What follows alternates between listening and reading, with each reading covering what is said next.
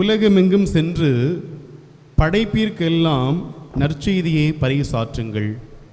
ஆண்டவர் இயேசுவில் என் அன்பிற்கினிய சகோதர சகோதரிகளே, உங்கள் அனைவருக்கும் நம்முடைய பாதுகாவலர் கேட்ட வரம் தரும் புனித சவேரியனுடைய திருவிழாவின் 5வது நவநாள் வாழ்த்துக்களையும் ஜெபங்களையும் அன்போடு தெரிவித்து மகிழ்கின்றோம். அன்பிற்கினியவர்களே, உண்மையிலே ஒரு மகிழ்ச்சியான தருணம் இது.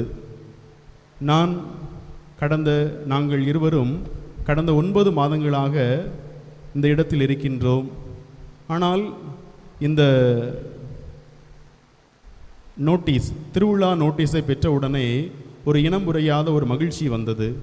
காரணம் என்னவென்றால், இந்த அழைப்பிதழில் பதிவு செய்யப்பட்டிருக்கின்ற இந்த ஆலயத்தினுடைய வரலாறு. புனித சவேரியார் இங்கு தங்கி பணி செய்திருக்கின்றார். இந்த வழியாக மயிலாப்பூர் செல்கின்ற போது இந்த இடத்தில் அவர் பயணம் செய்த கப்பல் பழுதானதன் காரணமாக இந்த இடத்தில் சில நாட்கள் தங்கியிருந்தார். அதன் காரணமாக அவர் இங்கு பணி செய்ய நேர்ந்தது. அதனால் நம்முடைய முன்னோர்கள் திருமுழுக்கு பெற்று கிறிஸ்தவர்களாக வாழ்ந்திருக்கின்றார்கள். நானும் திருப்பலி நிறைவேற்றுகின்ற அருள் தந்தை இம்மானுவேல் அவர்களும் பாளையங்கோட்டை மறைமாவத்தை சார்ந்தவர்கள். பொதுவாக நீங்கள் எல்லாம் கேள்விப்பட்டிருப்பீர்கள், சவேரியார் பணி செய்தது என்பது அந்த தென் தமிழகத்தில் இருக்கின்ற கடலோர பகுதி, பாளையங்கோட்டை, தூத்துக்குடி, கோட்டாறு மறை மாவட்டத்தினுடைய பாதுகாவலர் புனித பிரான்சிஸ் சவேரியார். ஆனால் இங்கும் வந்திருக்கின்றார் என்பதை அதிகாரப்பூர்வமாக இந்த அழைப்பதின் வழியாக பார்த்தபோது உண்மையிலே மகிழ்ச்சி. எனவே நீங்களும் சவேரியாருடைய வழித்தோன்றர்கள் என்பது உண்மையிலே நாம் அனைவரும் பெருமைப்பட வேண்டிய ஒரு காரியம். நாம் எல்லோரும் சவேரியாருடைய கிறிஸ்தவர்கள். எனவே இந்த திருவிழா காலத்தில் நாம் சவேரியாரை பல்வேறு நேரங்களில் நம்முடைய தனிப்பட்ட வாழ்க்கையில் புகழ்ந்து கொண்டிருக்கின்றோம், போற்றி கொண்டிருக்கின்றோம். எனவே இப்பொழுது என்னோடு இணைந்து நான் ஒரு பாடல் பாடுகின்றேன். அந்த பாடலின் வழியாக அவர் எப்படி பணி செய்தார் என்பதை குறித்து அந்த பாடல் இருக்கும். என்னோடு இணைந்து நீங்களும் பாடுங்கள். நாம் நம்முடைய பாதுகாவலர் சவேரியாரை இந்த பாடலின் வழியாக இணைந்து பாடுவோம். எல்லோருக்கும் தெரிந்த பாடல் தான். பாமாலை பாடிடுவோம் சவேரியாரை. தென்னாட்டு பகுதியிலே கடலோர ஊர்களிலே நற்செய்தி போதித்த சவேரியாரே, நற்செய்தி போதித்த சவேரியாரே. எல்லாம் இணைந்து பாடுங்க. தென்னாட்டு பகுதியிலே கடலோர ஊர்களிலே நற்செய்தி போதித்த சவேரியாரே, நற்செய்தி போதித்த சவேரியாரே. நம்பி வந்த எங்களது முன்னோர்கள் யாவருக்கும், நம்பி வந்த எங்களது முன்னோர்கள் யாவர் ஞானஸ்தானம் வழங்கிய சவேரியாரே, ஞானஸ்தானம் வழங்கிய சவேரியாரே. வாழியவே வாழியவே சவேரியாரே, எங்கள் விசுவாச நாயகனை சவேரியாரே. வாழியவே வாழியவே சவேரியாரே, எங்கள் விசுவாச நாயகனை சவேரியாரே. பாமால பாடிடுவோம் சவேரியாரே, உம்ம பாதம் தொட்டு வணங்கிடுவோம் சவேரியாரே. பாமால பாடிடுவோம் சவேரியாரே, உங்க பாதம் தொட்டு வணங்கிடுவோம் சவேரியாரே. கொண்டாடி மகிழ்ந்திடுவோம் சவேரியாரே, உமக்கு கோயில் கட்டி கும்பிடுவோம் சவேரியாரே. கொண்டாடி மகிழ்ந்திடுவோம் சவேரியாரே, உமக்கு கோயில் கட்டி கும்பிடுவோம் சவேரியாரே. பாமால பாடிடுவோம் சவேரியாரே, உம்ம பாதம் தொட்டு வணங்கிடுவோம் சவேரியாரே. நாம் அனைவரும் கரவுள் எழுப்பி நம்முடைய பாதுகாவலரை வாழ்த்தி போற்றி பாடுவோம்.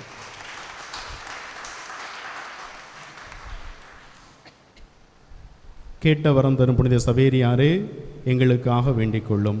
கேட்ட வரம் தரும் புனித சவேரியாரே, எங்களுக்காக வேண்டிக் கொள்ளும். கேட்ட வரம் தரும் புனித சவேரியாரே, எங்களுக்காக வேண்டிக் கொள்ளும். அன்பிற்கினியவர்களே, புனித சவேரியார் என்றாலே அவர் எதற்கு பேர் போனவர்? நற்செய்தி பணி.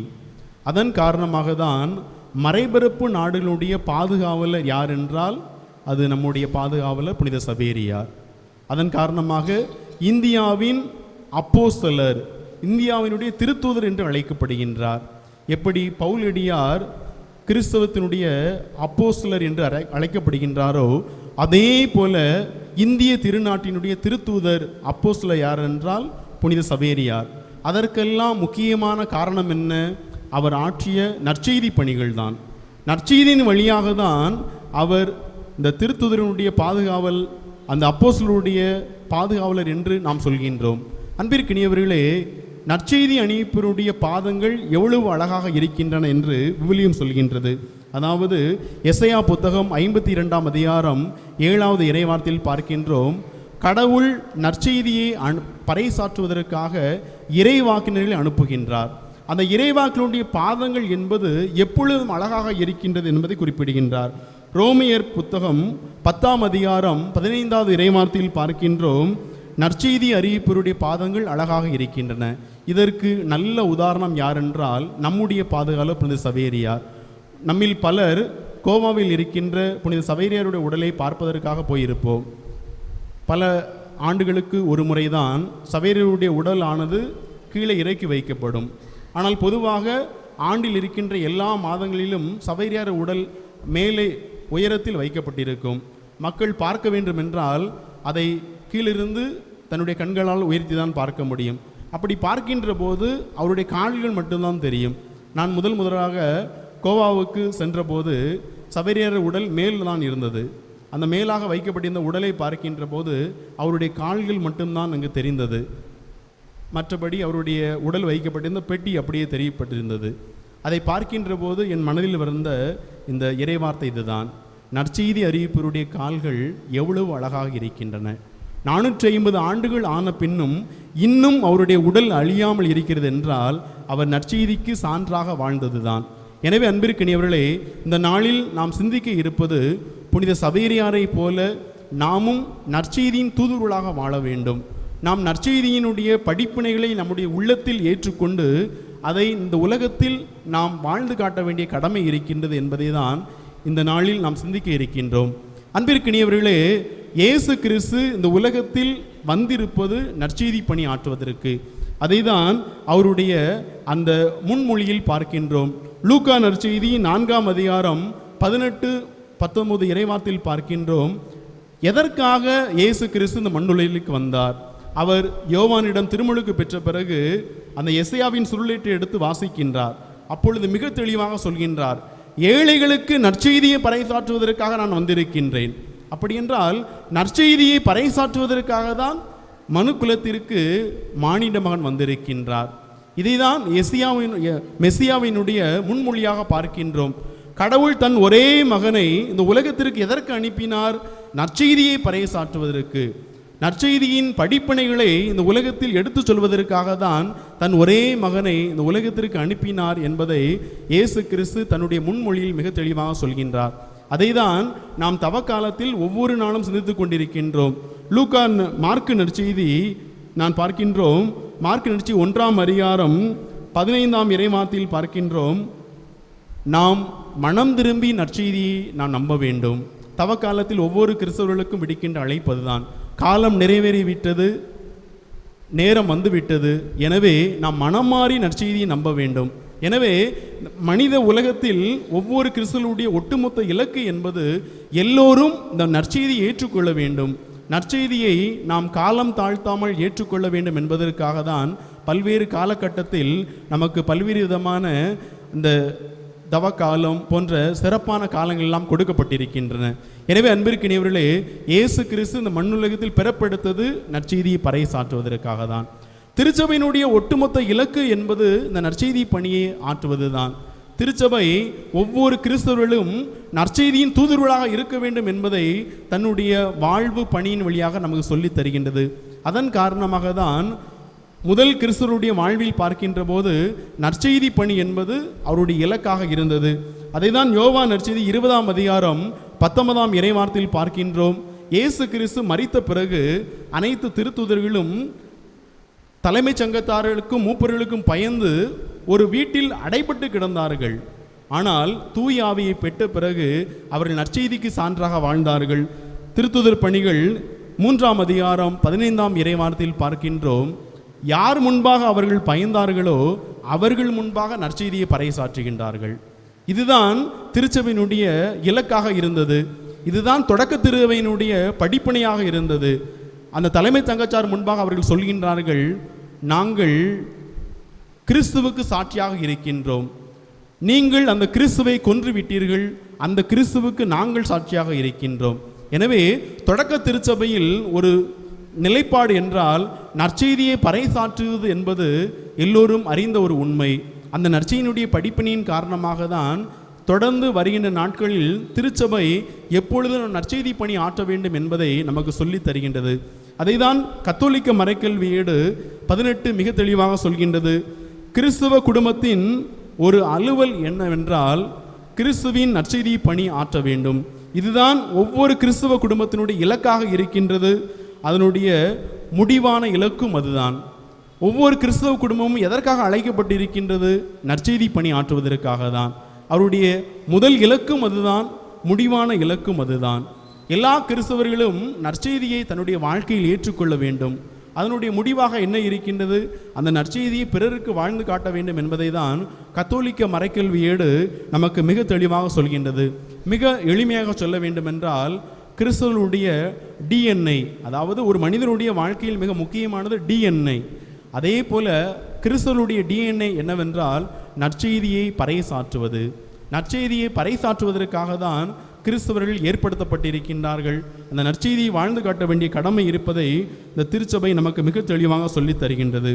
எனவே அன்பிற்கினியவர்களே, இதன் காரணமாக தான் மறைந்த முன்னாள் திருத்தந்தை பிரான்சிஸ் அவர்கள் மிக தெளிவாக சொல்வார்கள், எல்லா கிறிஸ்தவர்களும் மிஷனரிகள், அதாவது எல்லா கிறிஸ்தவர்களும் நற்செய்தி அறிவிப்பாளர்கள்.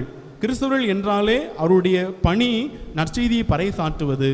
அதன் காரணமாக தான் புனித சவேரியாரை நாம் நற்செய்தியின் திருத்தூதர் என்று அழைக்கின்றோம் என்றால் அது அவருடைய வாழ்க்கையோடு மிக நீண்ட தொடர்புடையது என்பதை நாம் பார்த்து கொண்டிருக்கின்றோம். அன்பிற்கினியவர்களே, புனித சவேரியாருடைய வாழ்க்கையை பார்க்கின்ற போது அவருக்கு எதற்காக நற்செய்தியின் திருத்தூதர் என்று நாம் அழைக்கின்றோம் என்றால் கிட்டத்தட்ட 38,000 மைல்கள் பயணம் செய்திருக்கின்றார். பவுலடியாருக்கு அடுத்தபடியாக கிறிஸ்துவை பறைசாற்றுவதற்கு மிக அதிகமான இடங்களுக்கு பயணம் செய்தவர் யார் என்றால் நம்முடைய பாதுகாவலர் புனித சவேரியார் தான். அவர் 38,000 மைல்களுக்கு அதிகமாக பயணம் செய்திருக்கின்றார். பல இடங்களுக்கு நடந்து பயணம் செய்திருக்கின்றார். இது எல்லாம் அவருடைய நற்செய்தி பணிக்கு சான்றாக இருக்கின்றன. இன்றும் பல இடங்களில் இருக்கின்ற அவருடைய புதுமைகள், அவருடைய ஆலயங்களை பார்க்கின்ற போது அவர் எந்த அளவுக்கு வல்லமையோடு நற்செய்தி பணி ஆற்றினார் என்பது இன்றும் நாம் கண்கூடாக பார்த்து கொண்டிருக்கின்றோம். குறிப்பாக சொல்ல வேண்டுமென்றால் கிபி 544ஆம் ஆண்டு திருவிதாங்கூர் சமஸ்தானத்தை பூல வீர கேரளவர்மன் என்ற மன்னன் ஆட்சி செய்து கொண்டிருக்கின்றான். அப்பொழுது இப்போது இருப்பதை போல மாநிலங்கள் கிடையாது, ஒவ்வொரு மாகாணமாக தான் பிரிக்கப்பட்டிருந்தது. அவர் பணி செய்த இடமானது அந்த திருவிதாங்கூர் சமஸ்தானத்தில் இருக்கின்றது. அந்த இடத்தில் அதற்கு முன்பாகவே புனித சவேரியார் பல நல்ல பணிகளை செய்திருக்கின்றார். ஒரு முறை அந்த மன்னரிடம் சென்று மக்கள் தங்கி வழிபடுவதற்கு ஒரு ஆலயம் கட்ட வேண்டும் என்று கேட்டிருக்கின்றார். எந்த அளவிற்கு ஆலயம் கேட்டிருக்கின்றார்? ஒரு சிறிய ஆட்டுத்தோல் அளவுக்கு இடம் கொடுத்தால் போதும். உடனே மன்னரும் என்ன சொல்கின்றார்? ஆட்டுத்தோல் தானே, அது மிகப்பெரிய அளவுக்கு செல்வது கிடையாது என்று அனுமதி கொடுத்து விடுகின்றார். ஜெபித்து விட்டு அந்த ஆட்டுத்தோலை சவேரியார் அவர் முன்பாக விரித்திருக்கின்றார். அந்த ஆலயம் கட்டுமான அளவிற்கு தேவையான இடம் அளவிற்கு அந்த ஆட்டுத்தோல் விரிந்து கொண்டே பேர்ந்திருக்கின்றது. இதை பார்த்த மன்னருக்கு ஒரே ஆச்சரியம், இவர் ஒரு இறை மனிதர் என்பதை ஏற்றுக்கொள்கின்றார். பிறகு 1544ஆம் ஆண்டு வடுகர் படைக்கும் அவருடைய சமஸ்தானத்தில் இருக்கின்ற அந்த படைகளுக்கும் இடையே மிகப்பெரிய ஒரு சண்டை வருகின்றது. இவர் என்ன செய்யலாம் என்று திகைத்து நிற்கின்ற நேரத்தில் அந்த திருவிதாங்கூர் மன்னர் புனித சவேரியாரை நாடுகின்றார். நீங்கள் தான் எங்களுக்கு உதவி செய்ய வேண்டும் என்று அவரிடம் நாடுகின்றார். உடனே சவேரியார் தன்னோடு இருந்த அந்த கிறிஸ்தவர்களை அழைத்து கொண்டு கையில் சிலுவையை தாங்கிக் கொண்டு இன்னொரு கையில் ஜெபமாலையை பிடித்து கொண்டு அவர் அந்த வடுகர் படைக்கு எதிராக செல்கின்றார். அதை பார்த்த உடனே அந்த வடுகர் படை ஏதோ பெரிய பிரளயம் வருவதை நினைத்து அவர்கள் அங்குமிங்கு ஓடியதாக வரலாறு இருக்கின்றது. இது இன்றும் கோட்டாறு மறை மாவட்டத்தில் பதிவு செய்யப்பட்டிருக்கின்றது. குறிப்பாக சொல்ல வேண்டுமென்றால் ஒழுங்கினச்சேரி என்ற ஒரு இடம் இருக்கின்றது. அதற்கு அடுத்து வருவது அந்த ஒழுங்கினச்சேரியிலிருந்து வடசேரி வருகின்ற போது வடசேரியிலிருந்து சவேரியாரும் அவரோடு இணைந்த கிறிஸ்தவர்களும் செல்கின்றார்கள். ஒழுங்கினச்சேரியின் பகுதியில் அந்த வடுகர் படை இவர்களை தாக்குவதற்காக வருகின்ற போது சவேரியார் கையில் இருந்த அந்த சிலுவையும் ஜெபமாலையும் பார்த்தபோது அதை கண்ட அந்த வடுகர் படையானது அங்குமிங்கு ஓடுகின்றது. இது நற்செய்திக்கு சான்றாக அவர் வாழ்ந்தார் என்று சொன்னால் அது மிகையாகாது. அவர் எந்த அளவிற்கு கிறிஸ்துவில் ஆழமாக வேரூன்றி நற்செய்தி பணி ஆற்றினார் என்பதற்கு இந்த புதுமை ஒரு சால சிறந்தது. அதனுடைய பலனாக அந்த மன்னரும் நீங்கள் தேவாலயங்கள் கட்டுவதற்கு அனுமதி கொடுத்தார். இன்றும் கோட்டாரில் இருக்கின்ற அந்த பேராலயமானது அவரால் கட்டப்பட்டது என்று சொன்னால் அது மிகையாகாது. அதே போல மணப்பாடுக்கு வருகின்ற போது புனித சவேரியால் வாழ்ந்து காட்டிய நற்செய்தி பணிக்கு இன்றும் சான்றுகள் இருக்கின்றது. குறிப்பாக சொல்ல வேண்டுமென்றால் சவேரியார் வாழ்ந்த அந்த குகை, அவர் பயன்படுத்திய கிணறு, அவர் பயன்படுத்தியது நினைவுகூர்க்கு விதமாக வைக்கப்பட்டிருந்த சிலுவை, இவை அனைத்தும் அவர் எந்த அளவிற்கு கிறிஸ்துவின் மீது ஆழமாக வேரூன்றி நம்பிக்கை கொண்டு நற்செய்தி பணி ஆற்றினார் என்பதற்கு இன்றும் அது சான்றாக இருக்கின்றது. மிக எளிதாக சொல்ல வேண்டுமென்றால் அந்த மணப்பாடு பகுதியில் பார்த்தோம் என்றால் அது பக்கத்தில் சவேரியார் கீரை என்று ஒன்று சொல்வார்கள். இன்றும் அந்த கீரையானது மக்களால் பயன்படுத்தப்படுகின்றது. உடல் நோய்களுக்கு, உடலில் இருக்கின்ற சரும நோய்கள், உடலில் இருக்கின்ற பல்வேறு விதமான உபாதைகளுக்கு இன்றும் மருந்தாக எடுத்துக்கொள்ளப்படுகின்றது. சவேரியார் கீரை, சவேரியார் வாழ்ந்தபோது மக்களுக்கு திடீரென்று வருகின்ற இந்த உடல் உபாதைகள், பாதிப்புகள் எல்லாம் சவேரியார் ஜெபம் பண்ணி அங்கே இருக்கின்ற ஒரு கீரையை கொடுத்திருக்கின்றார். அந்த கீரையின் வழியாக மக்கள் உடல்நிலை சுகம் பெற்று அவருக்கு சான்றாக வாழ்ந்திருக்கின்றார்கள். இன்றும் மக்கள் மத்தியில் அது பயன்படுத்தப்பட்டு கொண்டிருக்கின்றது. இதே போல பல இடங்களில் சவேரியாருடைய நற்செய்தி பணிக்கு சான்றாக இன்றும் பல புதுமைகள் இருந்ததாக வரலாற்றில் பதிவு செய்யப்பட்டிருக்கின்றது. அன்பிற்கினியவர்களே, இந்த புதுமைகள், அற்புதங்கள் எல்லாம் சான்றாக இருந்தது அவருடைய நற்செய்தி பணிதான். எனவே இந்த நாளில் நம்முடைய பாதுகாவலர் புனித சவேரியாருக்கு நாம் திருவிழா எடுக்கின்றோம் என்றால் நமக்கு விடுக்கப்படுகின்ற அழைப்பும் அதுதான். நாமும் இந்த நற்செய்தியின் திருத்துதர்களாக, நற்செய்தியின் அறிவிக்கின்ற சீடர்களாக வாழ வேண்டும் என்பதை தான் இந்த நாளில் நம்முடைய இலக்காக இருக்கின்றது. நாம் எப்படி இந்த நற்செய்தியை பறைசாற்ற முடியும் என்பதற்கு பவுலடியார் மிக தெளிவாக ஒரு விளக்கத்தினை கொடுக்கின்றார். 1 கொரிந்தியர் 9:16 இறைவார்த்தையில் பார்க்கின்றோம், நான் நற்செய்தியை அறிவிக்க வேண்டிய கடமை எனக்கு இருக்கின்றது, நற்செய்தியை அறிவிக்காவிட்டால் ஐயோ எனக்கு கேடு என்று சொல்கின்றார். அப்படி என்றால் திருமுழுக்கு பெற்ற ஒவ்வொரு கிறிஸ்தவர்களுக்கும் நற்செய்தியை பறைசாற்ற வேண்டிய கடமை இருக்கின்றது. அதை அறிவிக்காவிட்டால் ஐயோ எனக்கு கேடு என்று புனித பவுலடியாருடைய வார்த்தை அது மிக சால சிறந்ததாக இருக்கின்றது. நாம் இந்த நற்செய்தியை எப்படி பறைசாற்ற முடியும் என்ற கேள்வியினை இந்த நாளில் நாம் சிந்தித்து பார்க்க வேண்டும்.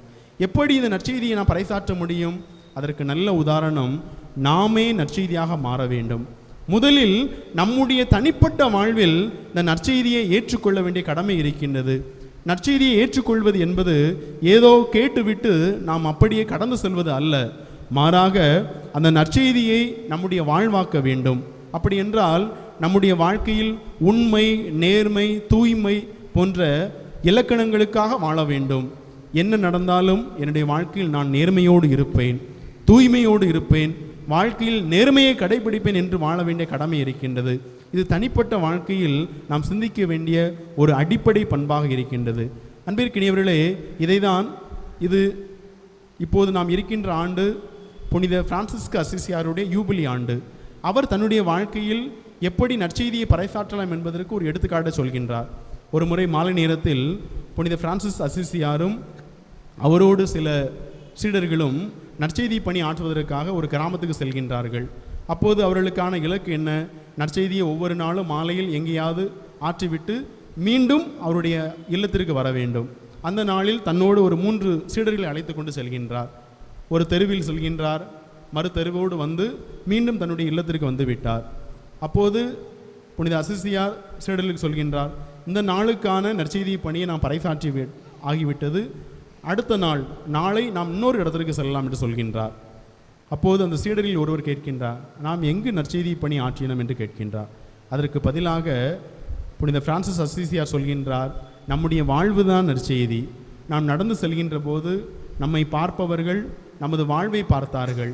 நாம் பேசவில்லை என்றாலும் நம்மை வாழ்வை பார்த்து நற்செய்தியை கற்றுக்கொள்கின்றார்கள்.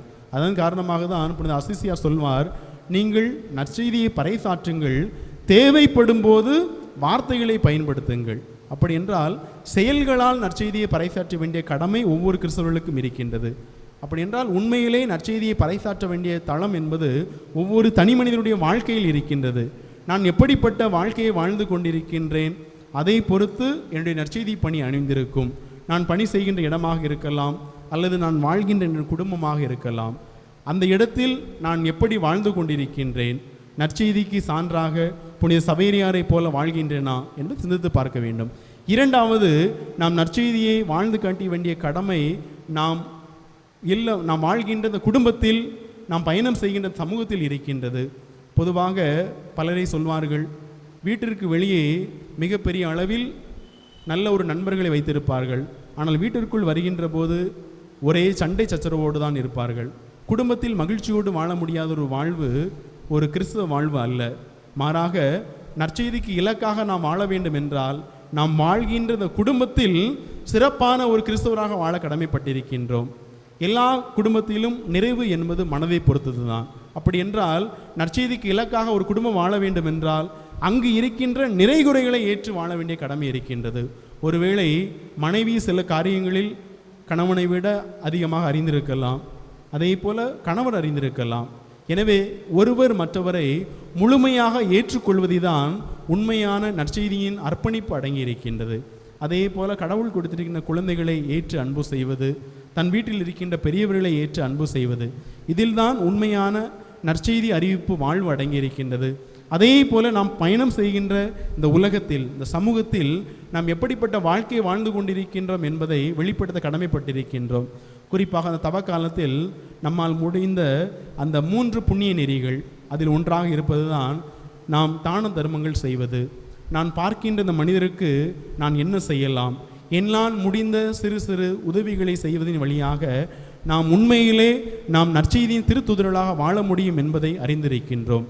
அதே போல நாம் இந்த நற்செய்தியை நாம் பிற இடங்களில் பறைசாற்ற கடமைப்பட்டிருக்கின்றோம். குறிப்பாக கிறிஸ்துவை ஏற்றுக்கொள்ளாத நபர்களுக்கு நம்முடைய வாழ்க்கையின் வழியாக கிறிஸ்து இவர்தான் என்பதை நாம் பறைசாற்ற கடமைப்பட்டிருக்கின்றோம். எனவே அன்பிற்கினிய சகோதர சகோதரிகளே, புனித சவேரியார் நம்முடைய பாதுகாவலர், நற்செய்தியின் திருத்தூதர். அவர் நற்செய்திக்கு இலக்காக வாழ்ந்து காட்டினார். அதே போல நம்முடைய வாழ்க்கையிலும் நற்செய்தியை வாழ்ந்து காட்ட வேண்டிய கடமை இருக்கின்றது. அதே நமது வாழ்க்கையில் உணர்ந்து வாழ்ந்தோம் என்றால் புனித சவேரியார் நம்முடைய வாழ்வுக்கு தேவையான எல்லா அருளையும் ஆசையும் தருவார்.